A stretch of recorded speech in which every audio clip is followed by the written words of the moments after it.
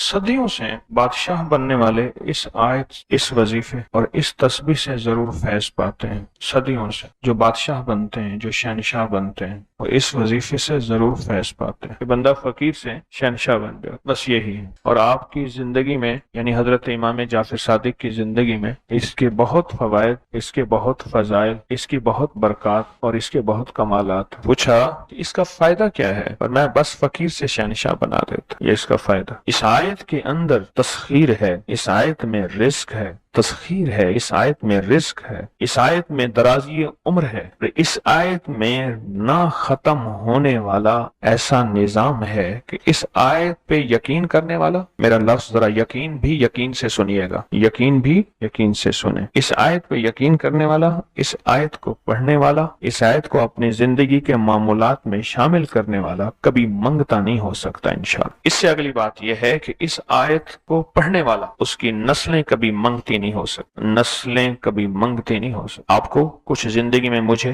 ایسے لوگ ملے ہیں کہ جو رئیس تھے، رئیس اعظم، لیکن ان کی نسلیں منگتی بن گئی، منگتی، بھکاری بن گئی، محتاج بن گئی، مفلس بن۔ اس آیت کے پڑھنے والا منگتا نہیں بنے گا۔ کیوں؟ اس آیت میں، ان دو آیات میں تونگری ہے۔ یہ امام جعفر صادق کا دوسرا قول فرما رہا، جو ان کا فرمان ہے، میں عرض کر رہا ہوں، تونگری ہے۔ اس آیت میں مال ہے، اس آیت میں درازی عمر ہے، اس آیت درازی عمر ہے، اور اس آیت میں غنا ہے، غنا۔ وَأَغْنَنِي بِفَضْلِكَ عَمَّنْ سِوَاكَ، مجھے فضل، مجھے پتا ہے مولا میں غنی ہوں گا تیرے فضل سے۔ وَأَغْنَنِي، محنت سے نہیں، اس فکرے کو خاموشی سے غور سے سنیں۔ وَأَغْنَنِي، میں غنی ہوں گا اگر تو ہوں گا تیرے فضل سے، مجھے کلمہ نصیب ہوگا اگر ہوگا تیرے فضل سے، مجھے قبر میں نکیرین کے سوال و جواب میں آسانی ہوگی اگر تو ہوگے تیرے فضل سے، اور یہاں تک کہ اگر مجھے جنت ملے گی تو تیرے فضل سے ملے گی، جنت بھی اگر ملے گی تو تیرے فضل سے ملے گی، جنت بھی ملے گی تو تیرے فضل سے ملے گی۔ اس آیت میں، یعنی ان دو آیات میں غنا ہے، غنا، غنا ہے اس آیت، اور اس میں ضرورتوں کا پورا ہونا ہے، حاجات کا پورا ہونا ہے، اور اس آیت میں کفایت ہے، کفایت، ایک بندے کا کھانا 100 میں پورا ہو جانا یہ کفایت ہے۔ 1 روپے سے میری ضرورتیں پوری ہو جائیں، چاہے تو لاکھ کو میرا روپیہ روپیہ کر دے تو میرا اللہ چاہے روپے کو لاکھ کر دے، اللہ میرا چاہے کک کو لاکھ کر دے، اللہ میرا چاہے لاکھ کو کک کر، کک تنکا۔ سورۃ توبہ کی آخری 2 آیات، لَقَدْ جَاءَكُمْ رَسُولٌ۔ کسی نے حضرت امام جعفر صادق سے پوچھا کہ حضور یہ فرمائیں کہ سورۃ توبہ کی آخری 2 آیات کے فضائل کیا ہیں، فوائد کیا ہیں، اس کے فوائد اور فضائل کیا ہیں؟ فرمایا بس یہی ہے کہ بندہ فقیر سے شہنشاہ بن جاتا ہے، بس یہی۔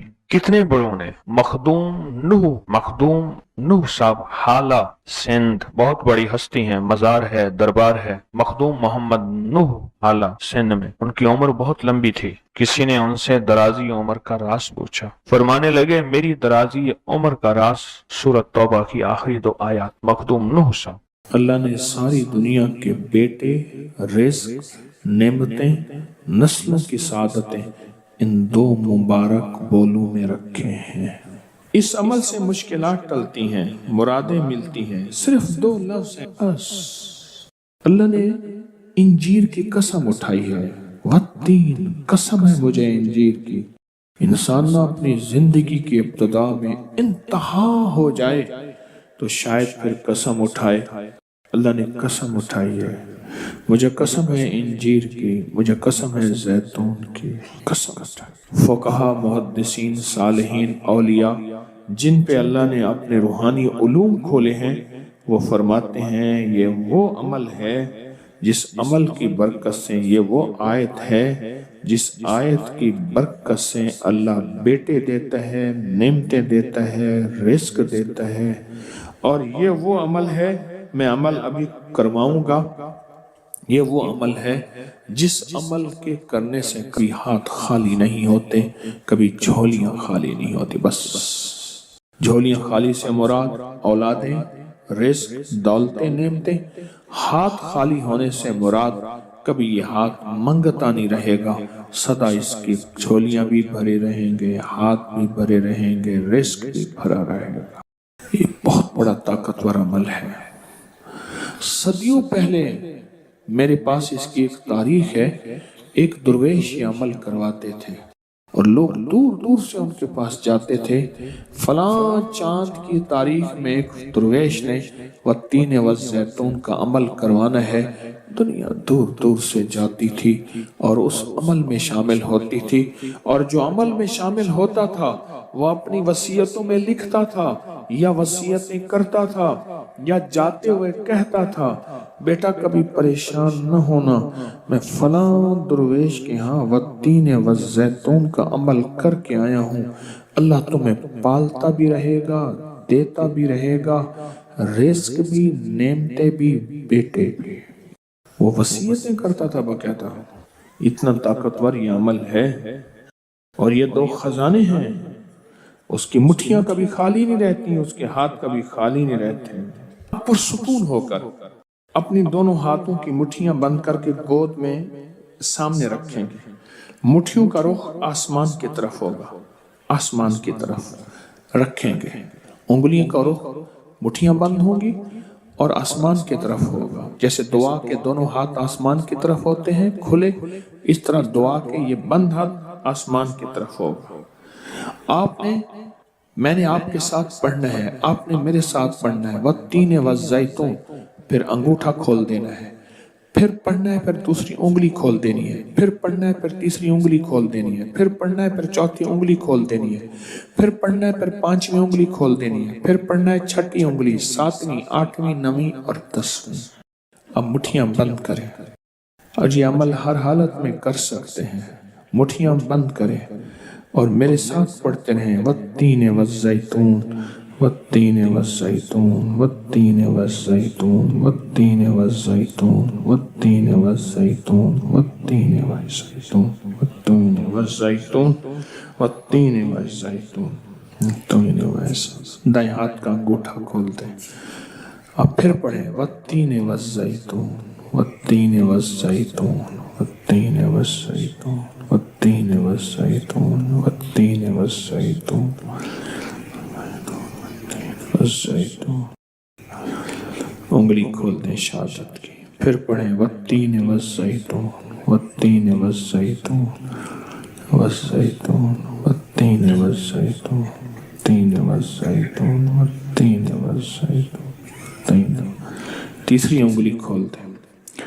پڑھیں پھر. والتین والزیتون، والتین والزیتون، والتین والزیتون. 10ویں انگلی کھول دیں.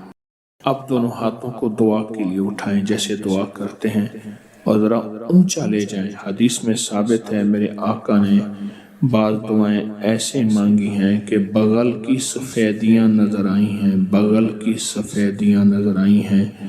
اوپر لے جا کر، سر سے بھی اوپر ہاتھ لے جا کر، سر جھکا کر پڑھیں. والتین والزیتون، والتین، گڑ گڑا کے پڑھیں. والزیتون، والتین والزیتون، والتین والزیتون، والتین والزیتون، والتین والزیتون. وجدان سے پڑھیں.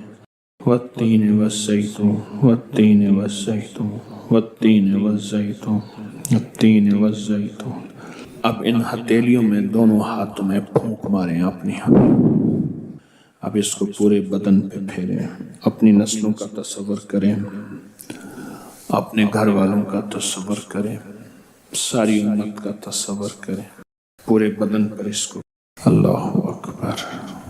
کیا مبارک ہے آپ کو، کیا سعادت ہے آپ کو، کیا برکت ہے آپ کو. آپ نے وہ عمل کیا.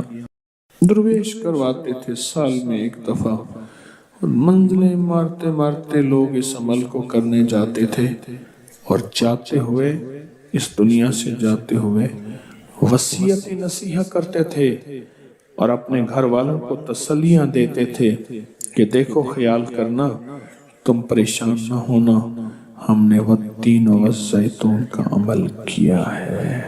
اللہ غیب سے کھلائے گا، پلائے گا، رزق، وسعت، اولاد، نعمتیں انشاءاللہ عطا فرمائے گا. لا ینصرون. حامیم. قرآن میں حروف مقطعات جتنے بھی آئے ہیں، نون، کاف، ہا، یا، عین، صاد، الف، لام، میم، حامیم، عین، سین، قاف آئے ہیں. جتنے بھی آئے ہیں ان میں حامیم سب سے زیادہ آیا ہے، اور ایک جگہ ہے کہ 7 بار آیا ہے. حامیم سب سے زیادہ آیا ہے، حامیم سب سے زیادہ آیا ہے۔ اور یہ وہ لفظ ہے، میں آپ کو ایک چھوٹا سا نقشہ کھینچتا ہوں، میری طرف دیکھیے گا۔ 7 میل سے زیادہ لمبی اور ایک خندق ہے، پتھر ہی پتھر ہیں، بے بسی، بے کسی، فقر، فاقہ، پیٹ پہ پتھر اور کدالیں نہیں، آدمی نہیں، اور ایک طرف سارے کفار کی فوجیں ہیں اور یہ خندق کھودی جا رہی ہے۔ اور غزوہ خندق میں میرے آقا کائنات کے سردار سرور کونین صلی اللہ تعالی علیہ وسلم پہ 2 پتھر بندے ہوئے، یہ حالت ہے۔ اور اس حالت میں میرے آقا نے ایک لفظ فرمایا، یہ پڑھو۔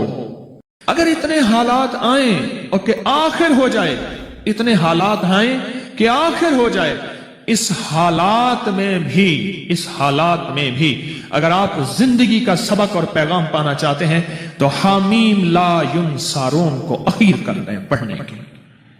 اب مجھ سے کوئی بات پوچھتے ہیں اس کو کتنی تعداد میں پڑھا جائے، میں ان سے عرض کروں گا پاگل بن جائیں، دن پڑھیں، رات پڑھیں، صبح پڑھیں، شام پڑھیں، ہر حالت میں پڑھیں، ہر لمحہ پڑھیں، ہر لحظہ پڑھیں۔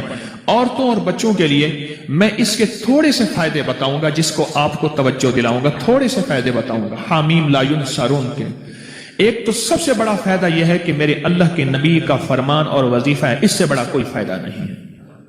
دوسرا فائدہ یہ ہے کہ یہ آل محمد اور اصحاب محمد اس وقت جو غزوہ خندق میں میرے مدینے والے کے ساتھی تھے، آل بیت بھی، صحابہ بھی، یہ ان کا وظیفہ ہے، اس سے بڑا کوئی وظیفہ نہیں ہے۔ ٹھیک ہے، اب اس وظیفے کے جو کمالات محدثین نے لکھے ہیں، مفسرین نے لکھے ہیں، اکابر صالحین اولیاء اللہ والوں نے اور ہمارے اکابر بڑوں نے لکھے ہیں، آپ اس کا گمان نہیں کر سکتے۔ جتنا جادو کا بڑے سے بڑا حملہ ہو، جادو کا بڑا حملہ ہو اور اخیر ہو کہ اس نے کہا کہ میں نے تیرے اوپر جادو کر کے دکھایا، اب تو کوئی لے آ اس کا توڑ، اس کو یقین کی طاقت کے ساتھ بہت زیادہ پڑھیں اور کھلا پڑھیں اور ہر لمحہ پڑھیں اور ہر لحظہ پڑھیں اور ہر گھڑی پڑھیں اور ہر وقت پڑھیں اور اس کو پڑھیں اور آنکھوں سے اس کی طاقت اور تاثیر دیکھیں۔ چند دن پڑھیں، چند ہفتے پڑھیں، چند مہینے پڑھیں، جلدی نہ کریں۔ حامیم لا ینصارون، لا ینصارون، لا ینصارون حدیث میں موجود ہے۔ قرآن میں حامیم علیحدہ آیا ہے، لا ینصارون علیحدہ آیا ہے، اور حدیث میں دونوں جمع آئے ہیں قاتلانہ حملے کے لیے جس کو خطرہ رہتا ہو، بموں کی بارش ہو جائے، گولیوں کی بارش ہو جائے، اللہ بچا کے دکھائے گا، اللہ حفاظت کر کے دکھائے گا۔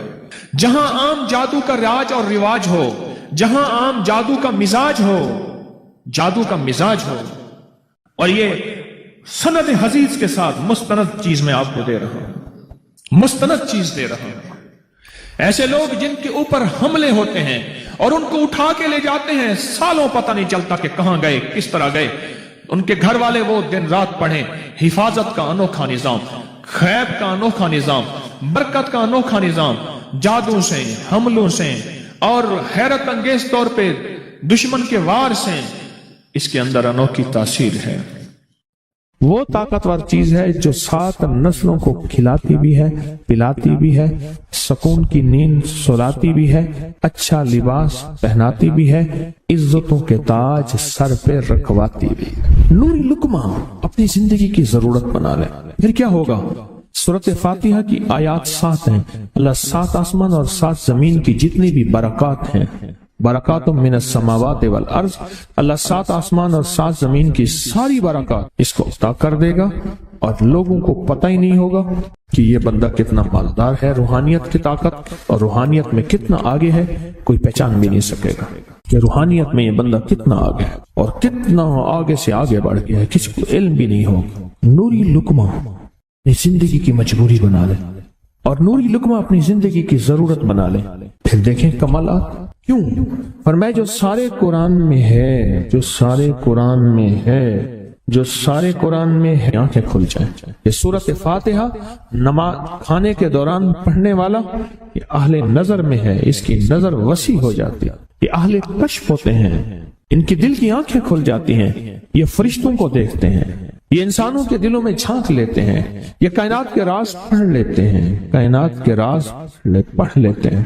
کہ اللہ پاک ان کے سامنے جنات آنکھوں سے دکھاتا ہے، حتیٰ کہ یہاں تک کہ اللہ قبر کے راز بھی ان کے اوپر کھول دیتے ہیں۔ نوری لقمے کا اثر یہ ہے، دل کی آنکھیں کھل جاتی ہیں، دل کی آنکھیں کھل جاتی ہیں، دل کی آنکھیں کھل جاتی ہیں۔ یہ نور لقمے کی تاثیر ہے۔ چہرے کی آنکھیں تو سب کے پاس ہیں، دل کی آنکھیں سب کے پاس نہیں، دل کی آنکھیں سب کے پاس نہیں، چہرے کی آنکھیں سب کے پاس ہیں، دل کی آنکھیں سب کے پاس نہیں۔ نوری لقمے کی یہ تاثیر ہے کہ دل کی آنکھیں کھل جاتی ہیں اور دل کی دنیا آباد اور دل کی دنیا شاد اور دل کا وہ بندہ بامراد بن جاتا ہے جو نوری لقمے اپنی زندگی میں شامل کرتا ہے۔ اور نوری لقمے سورۃ فاتحہ، اور کتنی بار؟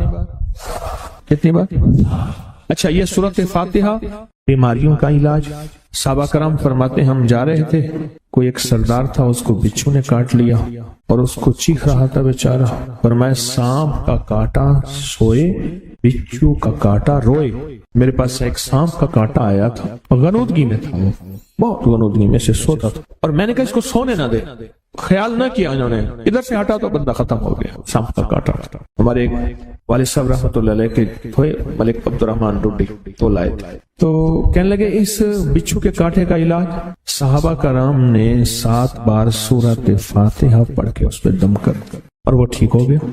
اور میں جب سورۃ فاتحہ عرشوں سے زمین پہ آئی، نازل ہوئی، ایک گونج اٹھی، ایک آواز آئی، اور میں اللہ سے آج وہ چیز زمانے پہ زمین پہ نازل کی ہے جو اس سے پہلے کبھی آئی نہیں تھی اور جو اس کے بعد کبھی آئے گی نہیں، اس سے پہلے کبھی آئی نہیں تھی، اس کے بعد کبھی آئے گی۔ اور جب سورۃ فاتحہ نازل ہوئی، شیطان رویا، پیٹا، اپنا سر پہ راکھ ڈالی اور اتنا شور کیا کہ کاش کہ یہ سورۃ فاتحہ آئی ہے، اور اگر آئی ہے تو واپس چلی جائے، اگر واپس نہیں گئی تو کسی کی زبان پہ نہ جائے، یعنی کوئی اس کو پڑھ نہ سکے، اگر پڑھے تو اس کا یقین نہ ملے۔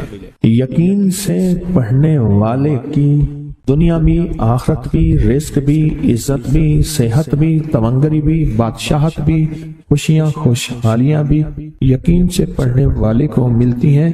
اور اس لیے آج بھی شیطان سورۃ فاتحہ سے لرزتا ہے کہ سورۃ فاتحہ پڑھنے سے جنات اور شیاطین ایسے دور ہوتے ہیں، ایسے کہ میلوں دور چلے جاتے ہیں، اور اس بندے سے خوف زدہ ہوتے ہیں جو سورۃ فاتحہ پڑھتا ہے۔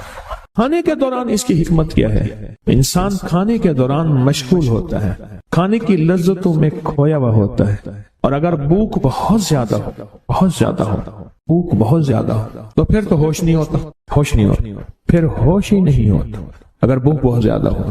اب اسی دوران جس طرح سنیں غور سے، بڑی میں عجیب بات بتا رہا ہوں، حضرت امام جعفر صادق سلام اللہ رضوان اللہ تعالی علیہ مجمعین اللہ کے ولی تھے، ولایت کے تاجدار تھے، سرداروں کے سردار تھے، اولیاء کے سردار تھے۔ میں بازار میں جاتے تھے، جا کے پھر واپس آ جاتے تھے، پھر جاتے کچھ نہیں خریدتے تھے۔ کسی نے پوچھا اب کیوں جاتے ہیں؟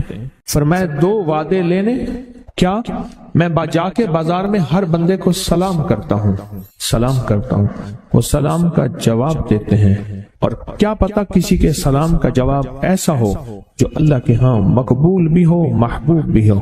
اور پھر فرمایا بازار میں جاتا ہوں اور جا کے بازار میں جاتا ہوں اور جا کے بازار کی دعا پڑھتا ہوں۔